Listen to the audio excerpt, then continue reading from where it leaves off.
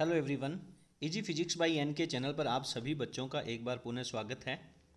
शैक्षणिक सत्र 2021-22 के लिए अभी आपके दूसरे टेस्ट जो हैं वो प्रारंभ हो गए हैं और आप सभी बच्चों ने अपने विद्यालय के अंदर दूसरा टेस्ट है वो दे दिया होगा। तो आज हम इस वीडियो में दूसरे टेस्ट के जो प्रश्न पत्र है उसको सॉल्व करेंगे और आप इस प्रश्न पत्र के जो उत्तर हैं उनके साथ मिला करके और कैलकुलेट कर लें कि आप लोगों का कितना स्कोर इस दूसरे टेस्ट में होने वाला है। तो दूसरा टेस्ट है, आज हम कक्षा 11 के भौतिक विज्ञान के प्रश्न पत्र के बारे में डिस्कशन करेंगे। कुछ सामान्य निर्देश यहाँ पे दिए गए थे, सभी प्रश्न करने अनिवार्य हैं, प्रत्येक प्रश्न 1 अंक का है और जो निश्चित डेट है उस डेट तक आपको इस प्रश्न पत्र को सॉल्व करके और अपने कक्षा अध्यापक को, अपने विषय अध्यापक को जमा करवा देना है। यदि आपको ये प्रिंटेड प्रश्न पत्र मिलता है तो यहाँ पे आपको विद्यार्थी का नाम और यहाँ पे आपको अपने विद्यालय का नाम लिखना था। चलिए अब हम प्रश्न सॉल्व करते हैं। पहला प्रश्न कह रहा है कि dx अपॉन dt जो है वो क्या होता है। देखिए dx अपॉन dt में जो x है वो विस्थापन को प्रदर्शित करता है और समय के साथ जब विस्थापन का आप एक बार अवकलन करेंगे, आपने पढ़ा है कि विस्थापन में परिवर्तन की दर, विस्थापन में परिवर्तन की दर जो है वो वेग को प्रदर्शित करती है, तो इसका आपका बी ऑप्शन हो जाएगा। दूसरा ऑप्शन कह रहा है कि त्वरण जो है वो क्या होता है। तो आप जानते हैं कि त्वरण क्या है, वेग में परिवर्तन की दर। त्वरण क्या होता है, वेग में परिवर्तन की दर, यानी वेग का जब आप एक बार अवकलन करेंगे तो त्वरण आएगा। तीसरा प्रश्न कह रहा है कि त्वरण होता है, त्वरण क्या होता है, वापस हमने कह दिया वेग में परिवर्तन, वेग में परिवर्तन की जो दर है उसे हम त्वरण कहते हैं। हालांकि इसमें आगे ये और लिखना चाहिए था, परिवर्तन की दर और लिखना चाहिए था यहाँ पे। तो वेग में परिवर्तन की दर है उसे हम त्वरण कहते हैं, लेकिन ऑप्शन के आधार पे यदि हम देखें तो इसका सी ऑप्शन है वो राइट आंसर है। निम्न में से सदिश राशि कौन सी है, त्वरण, दूरी, चाल और पथ की लंबाई, ये तीनों लास्ट वाली अदिश राशियां हैं, जबकि त्वरण जो है वो एक सदिश राशि होती है। चलिए अगले प्रश्न में चलते हैं। प्रश्न संख्या 5 कह रहा है कि मच्छर का जो उड़ना है वो निम्न में से किस गति का उदाहरण है। आप जानते हैं कि मच्छर जब कमरे में, हवा में, मुक्त वायुमंडल में जब उड़ता है तो उसके लिए एक्स एक्स, वाई एक्स और जेड एक्स तीनों निर्देशांकों की जरूरत होती है। तो ये त्रिविमीय गति का उदाहरण है। विस्थापन हो सकता है, देखिए अगर आप यहाँ पे हैं और आप घूम करके वापस प्रारंभिक स्थिति में आ जाते हैं तो आपका विस्थापन जो है वो 0 होगा। यदि आप मूल बिंदु के सापेक्ष धनात्मक दिशा में चलते हैं तो आपका विस्थापन पॉजिटिव होता है और यदि ऋणात्मक दिशा में चलते हैं तो विस्थापन नेगेटिव होता है। तो विस्थापन धनात्मक भी हो सकता है और ऋणात्मक भी हो सकता है। और तो इस तरीके से इस प्रश्न का राइट आंसर होगा उपरोक्त सभी। अगला प्रश्न हमसे कह रहा है, हमारा प्रश्न संख्या 7 है, वो ये कह रहा है कि वेग और समय का जो ग्राफ है उसका ढाल, उसका ढलान, उसका स्लोप और उसकी प्रवणता शब्द भी यहाँ पे काम में लिया जाता है, वो किसको प्रदर्शित करता है। तो ढाल का मतलब है कि dv अपॉन dt हमें चाहिए और dv अपॉन dt है वो किसको रिप्रेजेंट करता है, त्वरण को प्रदर्शित करता है। अगला प्रश्न है मीटर प्रति सेकंड किसका मात्रक है। मीटर प्रति सेकंड स्क्वायर लिखा हुआ है, तो मीटर प्रति सेकंड स्क्वायर जो है वो त्वरण का मात्रक होता है। अगला प्रश्न है कि स्थिर अवस्था में कण का वेग क्या होगा। स्थिर अवस्था में कोई कण है वो स्थिर अवस्था में है तो उसका वेग क्या होगा, डेफिनेटली उसकी स्थिति में कोई परिवर्तन ही नहीं होगा, तो फिर वेग क्या होगा, परिवर्तन में दर 0। तो 9वें प्रश्न का जो राइट आंसर है वो इसका 0 यानी बी ऑप्शन जो है राइट आंसर हो जाता है। 10वां प्रश्न जो है इसको थोड़ा सा ढंग से पढ़ने की जरूरत है। देखिए क्या कह रहा है कि मोहन 5 मीटर प्रति सेकंड की चाल से घर से 2.5 किलोमीटर दूर एक बाजार है वहां पे जाता है 5 मीटर प्रति सेकंड की चाल से। तो 2.5 किलोमीटर उसको जाना है और 2.5 किलोमीटर उसे वापस आना है। आगे कह रहा है कि 50 मिनट में घर लौट आता है। इन दोनों का यदि हम कैलकुलेशन करें तो ये 50 मिनट का समय यहाँ पे जो है वो गलत दे रखा है, क्योंकि इसमें समय जो है वो 50 मिनट नहीं लग करके कोई दूसरी वैल्यू आएगी। लेकिन प्रश्न को हम आगे पढ़ते हैं, अपने घर लौट आता है, यानी मोहन अपने घर से मार्केट गया और मार्केट से वापस अपने घर के अंदर आ जाता है। तो जब मार्केट से वापस अपने घर पे आएगा तो प्रारंभिक स्थिति और अंतिम स्थिति एक ही है और प्रारंभिक और अंतिम स्थिति के बीच का अंतर ही हमें विस्थापन कहलाता है। और प्रश्न पूछ रहा है कि इस प्रश्न में विस्थापन कितना होगा, तो प्रारंभिक और अंतिम स्थिति एक ही होने के कारण विस्थापन का रिजल्ट 0 आएगा। लेकिन ये वाले जो डाटा हैं उनके हिसाब से ये कैलकुलेशन जो है वो सही नहीं है। आगे चलते हैं।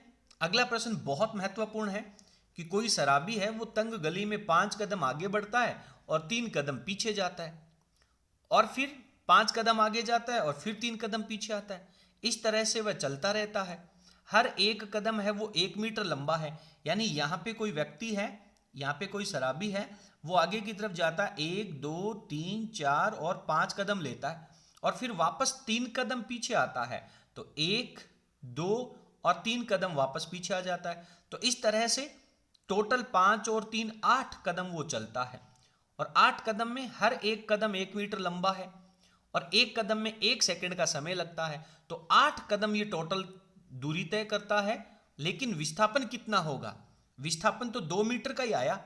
8 सेकंड के समय में इसने केवल 2 मीटर की दूरी चली। सबसे महत्वपूर्ण चीज जो आपको समझनी चाहिए, 5 कदम आगे गया, 3 कदम पीछे आया, टोटल 8 सेकंड का इसे समय लगा, लेकिन परिणामी विस्थापन जो है वो 2 मीटर का ही आया।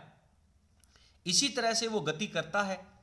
जहां से वो चला वहां से 13 मीटर की दूरी के बाद कोई गड्ढा है। तो 13 मीटर की दूरी के बाद यदि कोई गड्ढा है, तो इसको यदि हम कंपटीशन की दृष्टि से सवाल को सॉल्व करें तो ध्यान से सुनना भैया। 13 मीटर की दूरी पर है तो अंतिम वाले 5 तो आप घटा दीजिए, क्योंकि लास्ट वाले 5 कदम जब वो लेगा तो वो केवल आगे ही चलेगा, गड्ढे में गिरेगा और वापस नहीं आ पाएगा। तो 13 में से 5 गए तो इसे कितना विस्थापन करना है? 8 मीटर का विस्थापन इसे करना है। और 2 मीटर के विस्थापन में ये समय लेता है 5 मिनट का। तो कितने जोड़े करेगा? 4 पैर चलेगा, ये 4 जोड़े चलेगा। तो 4 दूनी 8 मीटर तय करेगा, और 4 जोड़े जब ये तय करेगा और हर जोड़े में 5 सेकंड का, कितने सेकंड का? 8 सेकंड का समय लेता है। 5 सेकंड आगे जाने में, 3 सेकंड वापस आने में, टोटल 8 सेकंड के समय में ये केवल 2 मीटर विस्थापित होता है। तो 4 जोड़े तय करेगा। तो 8 और 4 32 सेकंड का समय तो इसे ये लग गया, प्लस लास्ट में 5 सेकंड का कदम आगे चलेगा। तो 32 और 5 37 इसका राइट आंसर हो जाएगा। और आप इसको विस्तार पूर्वक सोल्व करेंगे तब भी आपको राइट आंसर है वो 37 मिलेगा। लेकिन कंपटीशन परीक्षा की दृष्टि से डायरेक्ट यही सवाल किया जाता है। लास्ट में जो टोटल दूरी दे रखी है उसमें आगे चले गए जो कदम है वो आप माइनस कर दीजिए, तो वैल्यू आ जाती है 8 मीटर की। परिणामी विस्थापन कितना है? 5 और 8 के अंदर 2 का, उस 2 का आप परिणामी विस्थापन का भाग दे दीजिए। और एक जोड़ा चलने में कितना समय लेता है? 8 सेकंड का समय लेता है। तो इससे आप इसको गुणा कर दीजिए और लास्ट में जो लास्ट वाले 5 है वो वापस जोड़ दीजिए। ठीक है। अगला प्रश्न कह रहा है कि ओडोमीटर जो होता है, हमारे घरों में जो फीता होता है लंबाई नापने वाला, उसको विज्ञान की भाषा में ओडोमीटर कहते हैं। तो फीता है वो किस भौतिक राशि का मापन करता है? चाल का? बिल्कुल नहीं। वेग का? नहीं। त्वरण का? नहीं। ये सिर्फ दूरी का मापन करता है। बहुत आसान से प्रश्न है, बहुत आसान सा प्रश्न पत्र यहाँ पे सेट किया गया है। अगला प्रश्न कह रहा है कि किसी वस्तु का विस्थापन समय के वर्ग के अनुक्रमानुपाती है। विस्थापन जो है वो समय के वर्ग के अनुक्रमानुपाती है। तो वस्तु की गति किस तरह से होगी? वस्तु की गति इस तरह से पढ़ लीजिए आप, ये कुछ इस तरह से गति करेगा। ये आपके पास समय है और ये विस्थापन x है। ये ग्राफ इसका ड्रॉ आएगा, वर्ग के समानुपाती का ग्राफ। तो इसमें किस तरह की गति होगी? इसमें एक समान त्वरण की गति आएगी। ठीक है। हमारा प्रश्न है प्रश्न संख्या 14। ये कह रहा है कि निम्न में से कौन सा कथन असत्य है? गलत कथन हमें छांटना है। किसी बस का चाल मापक तात्क्षणिक चाल को मापता है। चाल मापक का मतलब होता है उसका स्पीडोमीटर, डेफिनेटली वो तात्क्षणिक चाल को नापता है। वृत्तीय गति में किसी पिंड को बिना चाल बढ़ाए और घटाए त्वरित किया जा सकता है। जब कोई वृत्ताकार पथ में कोई पार्टिकल गति करता है, चाहे उसका वेग नियत रहे, चाहे उसकी चाल नियत रहे, चाल उसकी जो है वो आप बिना बढ़ाए और बिना घटाए जब वो वृत्ताकार पथ में गति करेगा तो हर स्थिति में उसके वेग की जो दिशा है वो परिवर्तित हो रही है।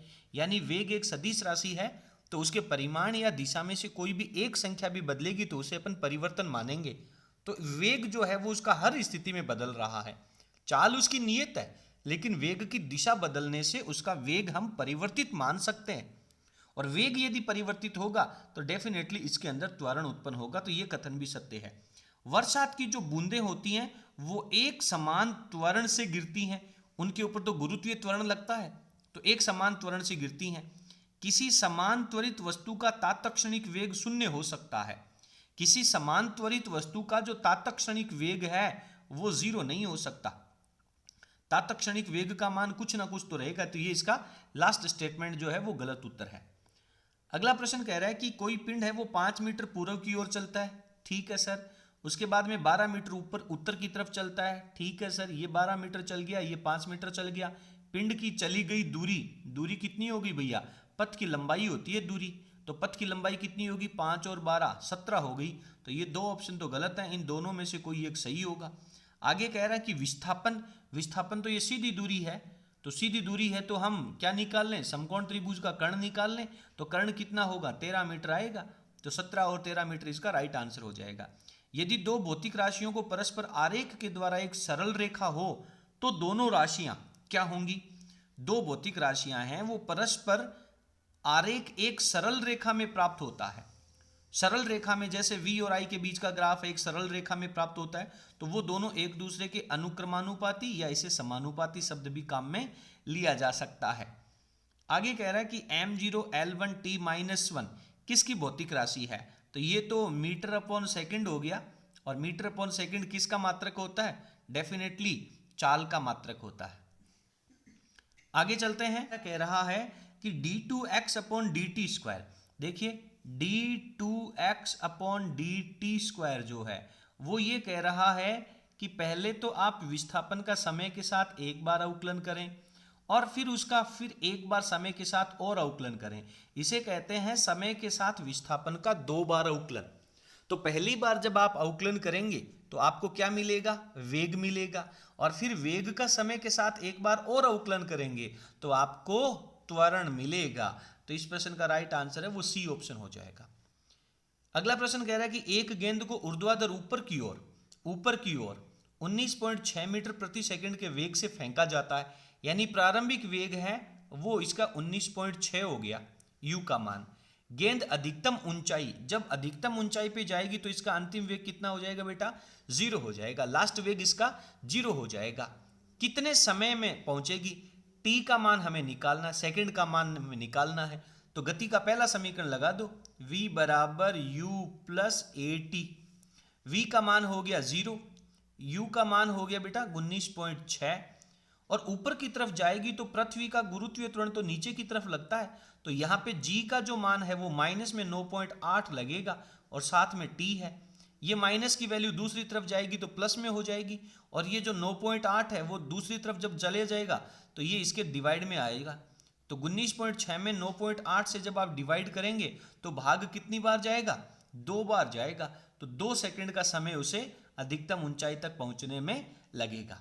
अंतिम प्रश्न है कि गुरुत्वीय त्वरण का मान मीटर अपॉन सेकंड स्क्वायर में कितना होता है? तो आप बहुत अच्छे से जानते हैं कि 9.8 मीटर प्रति सेकंड स्क्वायर होता है। तो इस तरीके से ये 11th क्लास का प्रश्न पत्र है, इसके सभी प्रश्न हमने सॉल्व कर लिए हैं। उम्मीद करता हूं कि आपको सभी प्रश्न समझ में आए होंगे। यदि आपको वीडियो पसंद आया हो तो प्लीज़ आप वीडियो को लाइक करें और सभी अपने फ्रेंड्स के साथ शेयर जरूर करें। चलिए, बहुत बहुत धन्यवाद। Thank you.